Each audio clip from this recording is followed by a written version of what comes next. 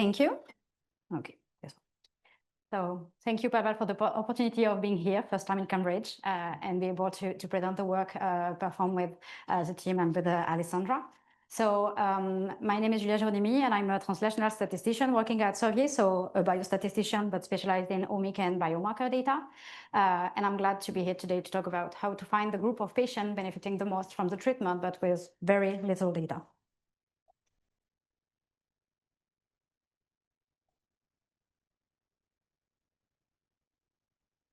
Not,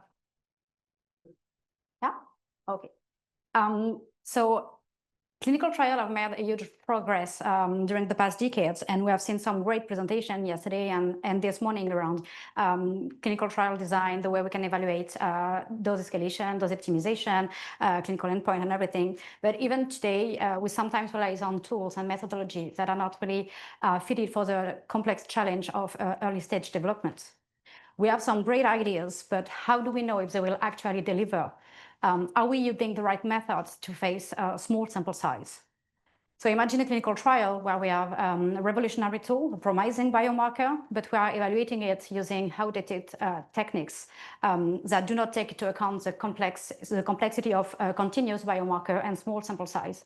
Well, it's actually what we are doing most of the time today when we apply classical statistical methodology to evaluate predictiveness of the biomarker in early stage development. So we have some great idea, the potential is there, the signal might be in the data, but we are using outdated techniques that just not up to the task. So that's why we are here today with Alessandra to present a new methodology for the evaluation of predictive biomarker. And I wanted to start the presentation with some basic definition about actually what is the biomarker. So today we hear a lot about biomarker because we have a lot of high throughput analyses that are really easily available. And so biomarker should be an objective indicator and biological indicators that tell you what is happening inside the body of your patients. And it could be really a lot of things. Could be genes like a specific mutation, gene expression, methylation, could be the expression of some proteins, could be metabolites, and could even be some criterion derived from imaging. So it could be really a lot of things. And they are really great tools, are super useful because they can tell you a lot of different things, and especially in clinical trial. So can you help you to detect the disease early, like PSA for prostate cancer. They can help you to predict the risk, so the risk of having a disease, having an aggressive form of disease, like BRCA1 for breast cancer. They can tell you which treatment will best benefit to your patients. And a lot of biomarker can also help you track the progress of the disease or the efficacy of the safety issue associated to a dedicated drug. But today, for this topic, I would like to focus on two specific types of biomarker, which are the prognostic biomarker and the predictive biomarker. And actually, those two types of biomarker are really crucial for clinical trial because they will allow you to adapt the strategy of your treatments to your patients. So when we talk about prognostic biomarker, we actually talk about biomarker that are regardless of the treatment. So that tell you what should happen for your patient. So the easiest example is with mutation, saying it's either your patient have had the mutation and will have the disease or will present an aggressive form of the cancer, or your patient do not have the mutation, and so the likelihood of having the disease or the aggressive form of the cancer is lower. But when we talk about predictive biomarker, and that's the graph for clinical trial, we talk about a biomarker that is really associated with the efficacy of a specific drug or a specific mechanism of action of a drug. And that's the case, for example, with PD-L1, where you know that anti-PD-L1 treatment will best benefit patients with a high level of expression of the PD-L1 at the surface of the cell, for example. But the thing is that in clinical trial, if you want to be able to distinguish between prognostic and predictive biomarker, you definitely need to have a two-arms design. Because if you evaluate the predictiveness of your biomarker in a one-arm experimental arm only design, you won't be able to say, is it specific to my treatments or is it regardless of the treatment? So you definitely need to have both. And so the collaboration starts actually with the case study we're having at Servier. So the idea is that we are working on a phase 1/2 clinical trial in patients with advanced non-small lung cancer. And the design is the following. We have 20 patients in the control arm, 40 patients in the experimental arm, and all the patients have a baseline biopsy. So we take a little piece of the tumor, and then we have a dedicated assay to measure a promising biomarker. So we have strong hypotheses saying that this biomarker should be predictive of what's happening in terms of efficacy in the experimental arm. But we do face a lot of challenges here. Third thing is my clinical statistician colleague have some great prior information for the objective response rates in the control arm. So first, we have an unbalanced design, 20 versus 40. So that's great for the clinical part, but for your biomarker, as we do not have any prior information, it's a real challenge. The sample size is really small, so 60 overall, it's really small, and it's 60 if we have the assumption that all the biopsies will be available, which never happens. And on top of it, the distribution of the biomarker is unknown, and we already know it's a continuous biomarker, and it's difficult to evaluate the distribution. And last but not least, it has been published that the specific biomarker has a prognostic effect in this pathology. So a lot of challenges, and here we are with the question. And actually, the objective at the end of the trial is to be able to evaluate if the biomarker is predictive. And so we switched to the statistical part, and I'll hand over to Alessandra for the new methodology. Thank you. Welcome. So here we try to answer the question whether the probability of response is changing depending on the values of the biomarker and depending on the treatment arm we are in. So in this graph, for example, we can see the overall response rate, the relationship between the overall response rate and the biomarker value on the x-axis for two treatment arm, for the treatment experimental arm and for the placebo. So how can we try to answer this question?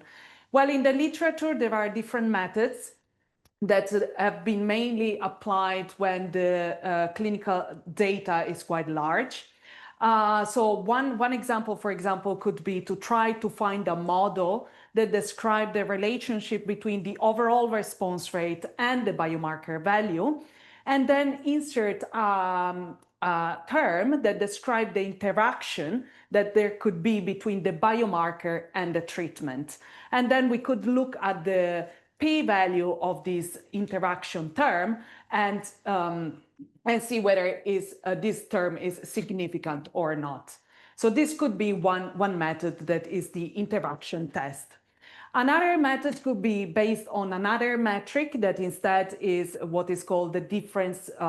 We test whether the difference between the area under two curves is significantly greater than 0 for the treatment and control. And what are these curves? This curve just summarizes basically how well our model classify the patients that indeed are responding to the treatment and take into account also the false positive conclusion. But when we have a model to classify the patients, we have to define some thresholds. So for different value of the threshold, we can construct a curve that describes this relationship between the true positive rate and the false positive rate. And then we can just compute the area that is under these two curves and see whether there is a difference between the treatment arm and the control arm. This is another method. There are other methods, but for the sake of time here, we just focus on these two. And as I said, this method were studied mainly when the sample size is large. So we wanted to test how this method could behave in our setting. So when we have a small sample size, unbalanced sample size, and then we have also some issues in knowing the biomarker distribution. But then we thought, could we think about another method? So what I will try to explain is what we end up at the end, and we will focus the attention on just one single example at the moment, and I will try to explain how the method works. So basically, the idea is quite simple, actually. It's trying to define a metric that represents the average difference between the treatment effect for different values of the biomarker. So how can we do this? So the first step, let's suppose that we observe some data. we tried to fit a model that described the relationship between the biomarker values and the overall response rate for the two treatment groups. And this is what is represented here. These are the two estimated curves for the two treatment arm that varies for different values of the biomarker. So this is our first step. The second step is just to find the difference between these two estimated curves. And this is represented in this green line in this graph. And then we have a sort of confidence interval around this difference in prediction between the two responses. Then the second step is we randomly select biomarker values, couple of biomarker values. For example, we can see we select the purple points in the graph that corresponds to two specific biomarker values, and then we find the difference in response rate at these two couple points.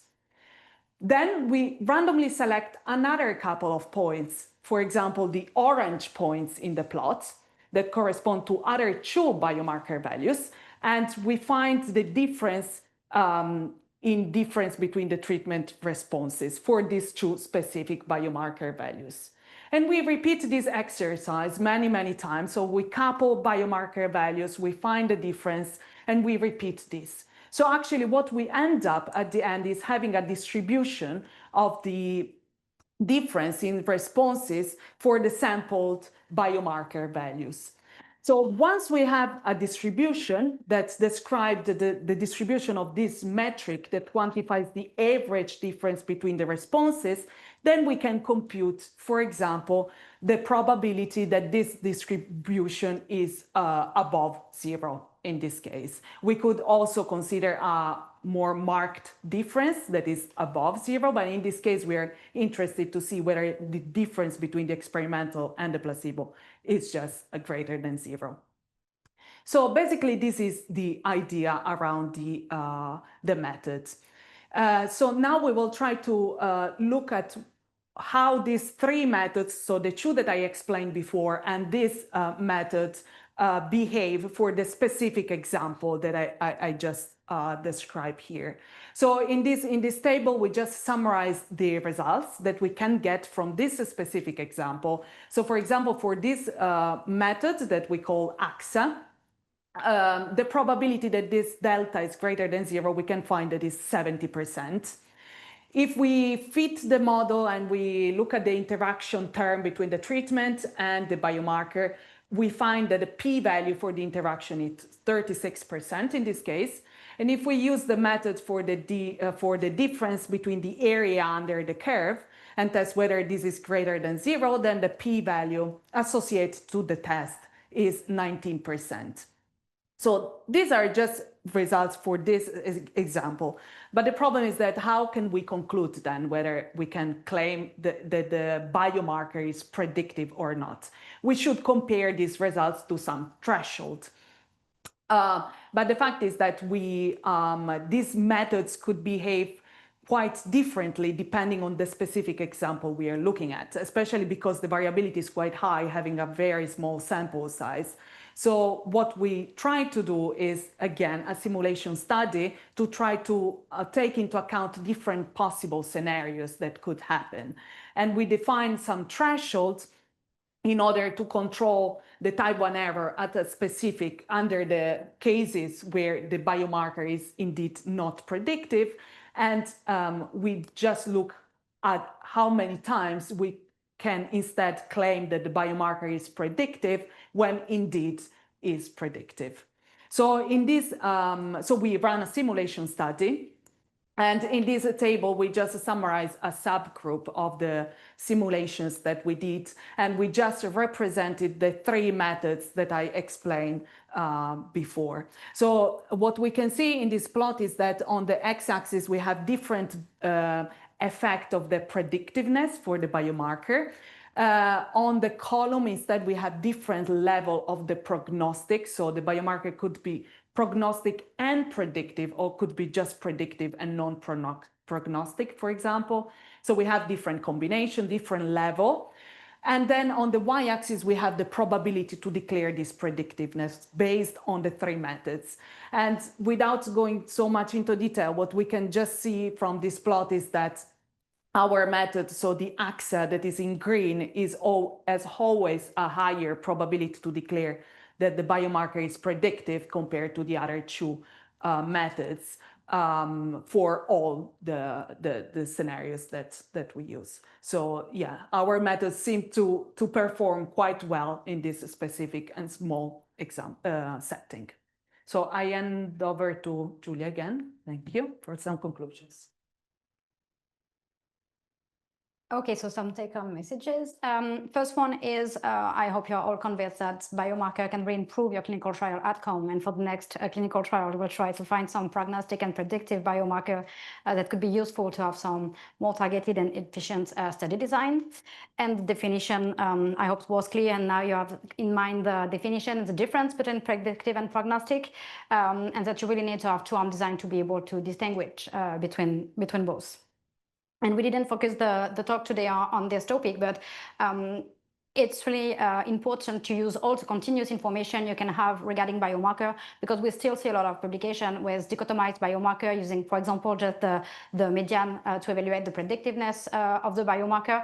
And it actually enhances statistical power to evaluate the biomarker with all the continuous available information. I hope you are all convinced that AXA is a brilliant, innovative statistical method, and it's actually quite simple. So please use it, and it really bridges the gap in current analysis approaches in such small and unbalanced sample size.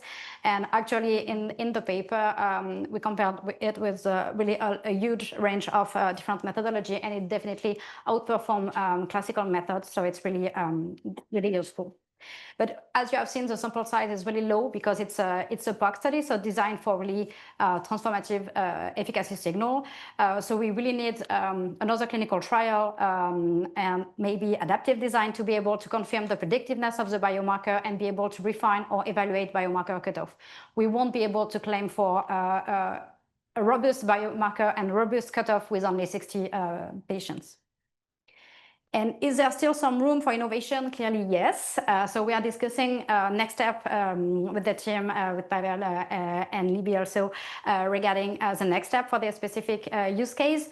And as you have seen, the sample size is really low. So in terms of power, it's really limited. So we are discussing on how can we improve the power. And we have two different ways to do that. The first one is find some external information and try to derive prior information. So the objective is to have the biomarker value at baseline and the objective response rates under the control arm in external data to be able to draw an informative prior. The other option is directly in the trial, had some futility monitoring to evaluate the biomarker predictiveness, and depending on the result, add some backfill cohorts to have a more complete, more patient and have a more complete trial to be able to improve the power. But even if we are able to put all these steps in place, at the end, we will need biomarker-based adaptive design to be able really to validate and refine the predictiveness of the biomarker and, of course, the cutoff.